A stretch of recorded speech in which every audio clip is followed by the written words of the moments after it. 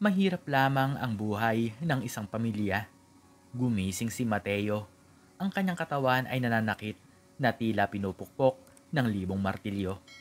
Bago pa man magsimula ang araw, 3 dekada na siyang kargador sa palengke ng Divisoria. Bawat araw ay isang siklo ng pagbubuhat, pagpapawis at pagtitiis. Ang kanyang mga bisig na minsang payat ay ngayon ay pinanday ng matinding paggawa. Ang mga ugat ay umbok sa ilalim ng madilim na balat, isang testamento sa walang humpay na pagkayod. Mateo, gising ka na ba anak?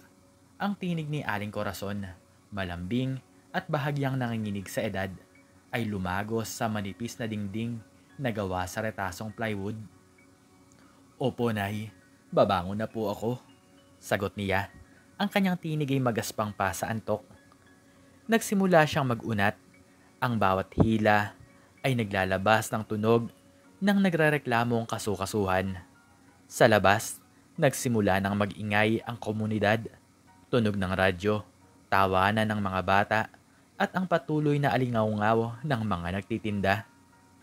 Lumabas siya sa maliit na kusina kung saan abala si Aling Corazon sa paghahanda ng kape at kanin. Ang kanyang ina, bagamat payat at may mga kunot na ang balat, ay mayroon pa ring ningning sa mga mata. Siya ang tanging dahilan kung bakit patuloy siyang lumalaban. Kumain ka muna, Mateo. Mabibigat na trabaho na naman ang haharapin mo. Paalala nito. Inilapag ang isang baso ng kape at isang platong kanin na may tuyo sa harap niya. Salamat po, inay. Tugon niya, humigop sa mainit na kape. Ang pait nito ay gumising sa kanyang diwa. Kaya ko po ito para po sa inyo. Habang kumakain, naririnig niya ang mga bulungan mula sa labas. Hindi bago sa kanya ang mga ito. Ayan na naman ang kargador. Magpapakahirap na naman para lang may makain. Sabi ng isang babae. Ang tinig ay puno ng panunuya. Wala naman kasing mapupuntahan yan. Hanggang kargador lang yan habang buhay. Dagdag pa ng isa. Hindi niya pinansin. Sanay na siya sa paghamak ng mga kapitbahay. Ang mga taong nakatira sa kanilang eskinita ay tinititigan siya bilang isang hamak na nilalang. Isang anino lamang sa lipunan. Si Mang Tonyo, ang may-ari ng tindahan sa kanto, ay palaging naniningil sa kanya ng sobra sa utang. Si Aling Celia, ang may bahay ng kapitan ng barangay, ay tinitingnan siya na parang isang dumi sa kalsada. Ngunit ang pinakamasakit sa lahat ay ang mga tingin ng mga kabataang lalaki na tinitingnan siya na parang isang babala ng isang kinabukasan na ayaw nilang marating. Isang hapon habang naglalakad siya pa uwi, bit-bit ang isang sako ng bigas para sa kanilang hapunan. Nakasalubong niya si Aling Celia. Nagmamadali itong lumakad. Ang kanyang mga mata ay nakatuon sa kanyang cellphone. Hindi niya napansin ang isang bato sa daan at muntik ng madapa. Mabilis na inabot ni Mateo ang braso nito para suportahan. Aray ko! Sigaw ni Aling Celia. Binawi ang braso mula sa kanya na tila nasunog. Ano ba? Huwag mo nga akong hawakan. Marumi ka. Baka mahawaan mo pa ako ng kung anong sakit. Nalaglag ang bigas sa kanyang balikat, bumagsak sa lupa, at sumabog ang sako. Kumalat ang puting butil sa maruming lupa. Pasensya na po, Aling Celia. Gusto ko lang po kayong tulungan. Bulong ni Mateo. Nakaramdam ng matinding kirot sa dibdib. Tulungan? Tumabi ka nga dyan. Hindi ko kailangan ng tulong ng isang kargador na tulad mo. Sigaw nito. Ipinagpag ang kanyang damit. Tingnan mo ang ginawa mo. Ang bigas. Sino ang maglilinis nito? Pinagtinginan sila ng mga tao. May mga nagtawanan, may mga nagbulungan. Hindi niya malimutan ang tingin ni Aling Celia, puno ng pagkasuklam at pagkamuhi. Yumuko na lang siya. Pinulot ang mga butil ng bigas na hindi pa nadumihan at umuwi. Isang araw bumagsak si Aling Corazon, nilalagnat, hinihingal at nanlalamig. Kinilabutan si Mateo. Inay, ano po ang nangyayari sa inyo? Anak, hindi ko na kaya. Bulong nito. Ang boses ay halos hindi na marinig. Dali-dali siyang tumakbo sa labas. Ang puso ay kumakabog ng malakas. "Tulungan niyo po ako. Ang nanay ko po, may sakit po siya." Sigaw niya sa mga kapitbahay. Si Mang Tonyo na nakaupo sa harapan ng kanyang tindahan ay nagkibit balikat lang. "Wala akong pera dyan, Mateo. Alam mo naman ang negosyo ko, hirap din." Si Aling Celia na nagdidilig ng kanyang halaman ay nagkunwari na hindi siya naririnig. "Naku, ang dami kong gagawin. Hindi ko pwedeng iwanan ng bahay." Walang isa man ang lumapit. Walang isa man lang ang nag-alok ng tulong. Ang mga tingin nila ay puno ng awa, ngunit walang aksyon. Tila ba ang pagiging kargador niya ay naging isang sumpa na naghihiwalay sa kanya mula sa lahat. Niyakap niya ang kanyang ina, umiiyak. "Inay, wag po kayong bibitaw. Lalaban po tayo." Dinala niya ang kanyang ina sa pinakamalapit na health center na malayo sa kanila. Mag-isa niyang binuhat ang kanyang ina. Ang bawat takbang ay puno ng pag-asa at takot. Ngunit sa health center, sinabihan siya na kailangan ng mas malaking ospital at mas maraming pera. Sa huli, umutang siya sa isang loan shark na may mataas na interes para lang mailigtas ang buhay ng kanyang nanay. Ang mga araw na iyon ay isang bangungot, puno ng pag-aalala, pagod at kawalan ng tulong. Sa kabutihang palad, nakaligtas si Aling Corazon. Ngunit ang karanasan ay nag-iwan ng malalim na peklat sa puso ni Mateo. Ang paghamak, ang pagtanggi sa tulong, ang pakiramdam ng pagiging walang silbi. Lahat iyon ay nagbunga ng isang matinding pagnanais na bumangon. "Nay," sabi niya isang gabi, habang pinapakain ng kanyang ina ng lugaw. "Mag-aaral po ako. Magiging doktor po ako." Tiningnan siya ni Aling Corazon. Ang mga mata ay puno ng pagtataka at pag-asa. "Doktor? Pero paano, anak? Wala akong pera para pag-aralin ka." "Hahanap po ako ng paraan. Hindi na po natin hahayaan na may humamak sa atin ulit." Sagot niya. Ang kanyang tinig ay puno ng determinasyon. Nagtrabaho siya ng doble, triple, quadruple. Sa umaga, kargador. Sa gabi, nag-aaral siya ng mga lumang libro na napulot niya sa basurahan o binili sa murang halaga. Sumali siya sa isang programa ng scholarship para sa mga may hirap na estudyante. Ang bawat sentimo ay iniipon niya. Ang bawat oras ay ginugol niya sa pag-aaral. Ang kanyang mga kapitbahay ay nagtawanan, nagbulungan at nanuya.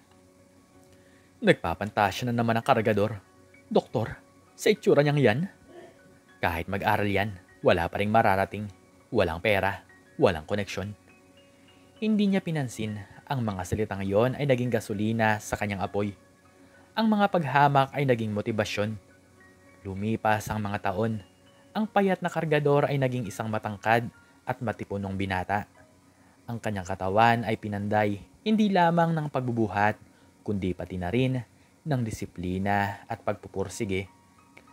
Ang kanyang mga mata na minsang puno ng hinanakit ay ngayon ay matatalas at matatalino. Nakapagtapos siya ng medisina na may pinakamataas na karangalan.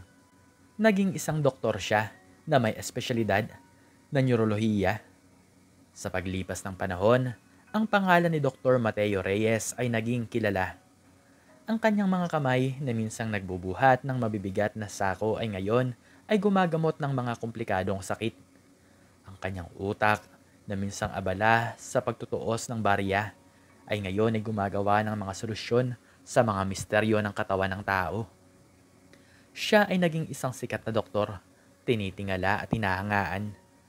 Ang barong-barong ay napalitan ng isang malaking bahay. Ang Divisoria ay napalitan ng isang modernong ospital, ngunit hindi niya kinalimutan kung saan siya nanggaling. Hindi niya kinalimutan ng mga taong humahamak sa kanya. Isang araw, habang naglalakad siya sa koridor ng ospital, nakasalubong niya ang kanyang mentor, si Dr. Ramirez. "Mateo, may bagong pasyente ka. Medyo komplikado. May tumutubo sa utak." "Sige po, Dok. Dadalawin ko po siya." Sagot niya at kalmado. Pumasok siya sa silid ng pasyente. Nakaupo sa kama, Balot ng kumot ang isang matandang babae. Ang kanyang mukha ay payat, ang kanyang balat ay kulubot, at ang mga mata ay puno ng takot. Sa tabi nito, nakaupo ang isang matandang lalaki. Ang kanyang ulo ay nakayuko. Nang tumingin ang matandang babae sa kanya, nanlaki ang mga mata nito. Mateo? Kinilala niya ang tinig. Ang tinig na minsang puno ng panunuya, si Aling Celia, at ang lalaki sa tabi niya ay si Mang Tonyo. Nakatayo siya sa harap nila. Ang kanyang muka ay walang emosyon. Magandang araw po. Ako po si Dr. Reyes. Ako po ang inyong doktor.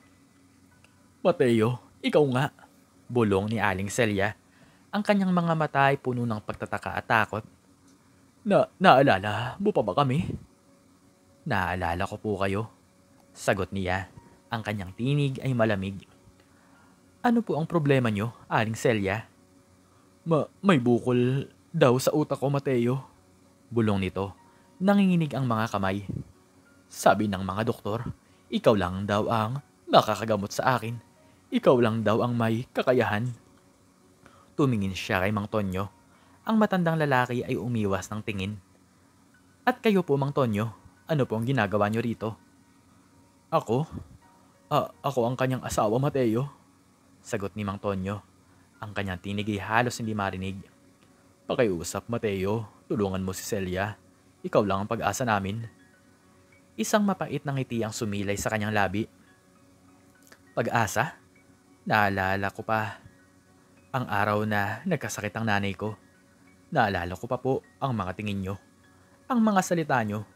Walang isa man ang nag-alok ng tulong. Ngayon, kayo ang humihingi ng tulong? Mateo, patawarin mo kami. Sabi ni Aling Celia. Ang kanyang mga mata ay puno ng luha. Nagkamali kami. Naging masama kami sa'yo pero pakiusap. Huwag mo kaming pababayaan.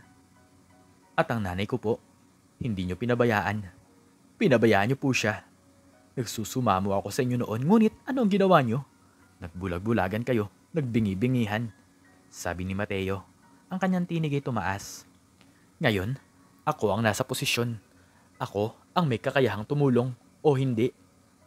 Pakiusap, Mateo. Sigaw ni Mang Tonyo. Lumuhod sa kanyang harapan.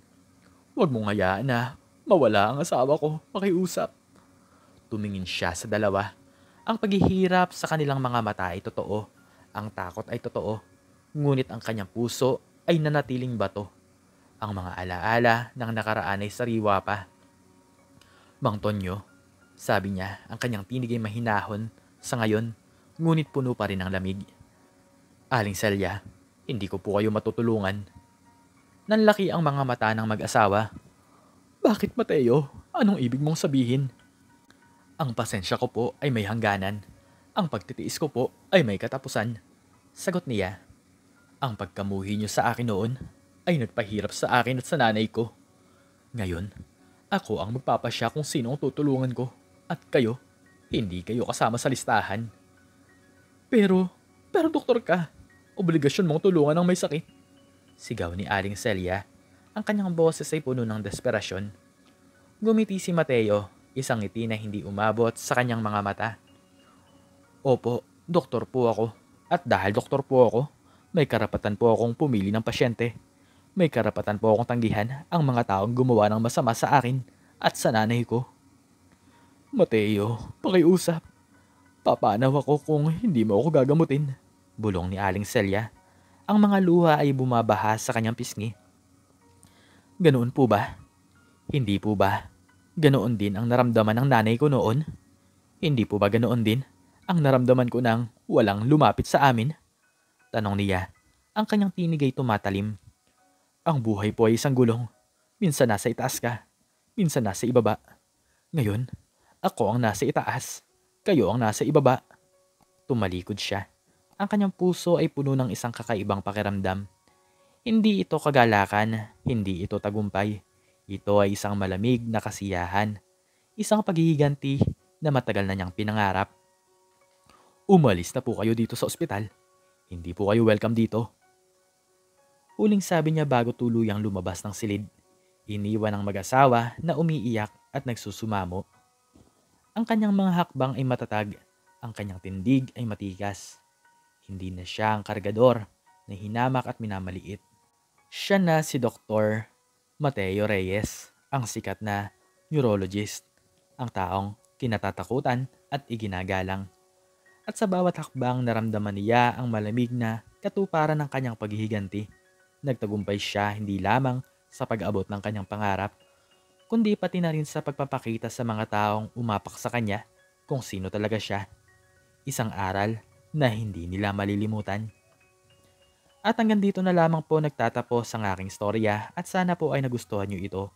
Please like, share, and subscribe and click the notification bell para palagi po kayong updated sa mga bago kong istorya. Muli ay maraming salamat po at God bless us all.